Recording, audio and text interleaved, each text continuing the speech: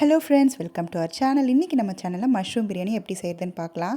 அதுக்கு ஆனியன்ஸை வந்து deep fry பண்ணி எடுத்துக்கோங்க. இந்த மாதிரி வந்து ப்ரௌனாக இருக்கணும். அதுக்கப்புறமா நம்ம சாதத்தை வந்து வடிச்சுக்க போகிறோம். அதுக்கு ஃபர்ஸ்ட் வந்து தண்ணியில் வந்து ஆயில், சால்ட்டு வந்து உப்பு கரிக்கிற மாதிரி இருக்கணும். அண்ட் பச்சை மிளகாய், ஏலக்காய், லவங்கம், பட்டை, பிரிஞ்சி இலை, கொத்தமல்லி, புதினா இதெல்லாம் போட்டு நல்லா பாயில் பண்ணிக்கலாம்.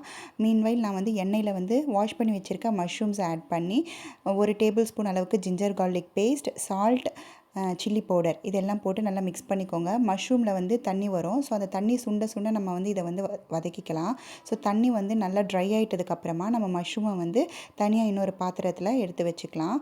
இப்போ வந்து அந்த ஆயிலே வந்து நீங்கள் மீதி இருக்கிற இஞ்சி பூண்டு பேஸ்ட்டை வந்து போட்டுக்கோங்க. அதுக்கப்புறமா பட்டை, 2 லவங்கம், 2 ஏலக்காய் போட்டுட்டு நல்லா வதக்கிக்கோங்க. இப்போ 4 தக்காளி வந்து நான் அரைச்சி வச்சுருக்கேன். ஸோ அதையும் ஆட் பண்ணிக்கோங்க. ஆட் பண்ணிவிட்டு நல்லா வதக்கிக்கோங்க. ஸோ தக்காளி நல்லா வதங்கினதும் வந்து 2 பச்சை மிளகாய் ஆட் பண்ணிக்கோங்க. இப்போ வந்து சாதம் வந்து நம்மளுக்கு நல்லா ரெடி ஆயிடுச்சு. இப்போ இதை வந்து வடிச்சுக்கலாம் சாதத்தை. அதுக்கப்புறமா கொத்தமல்லி, புதினா ஆட் பண்ணிக்கோங்க. இப்போது காரத்துக்கு தேவையான அளவுக்கு ஆல்ரெடி 1 டீஸ்பூன் போட்டிருக்கேன் காரம். இப்போ 2 டீஸ்பூன் அளவுக்கு காரம் ஆட் பண்ணிக்கோங்க. தனியாத்தூள், கரம் மசாலா இது எல்லாத்தையுமே ஆட் பண்ணிவிட்டு நல்லா மிக்ஸ் பண்ணிக்கோங்க.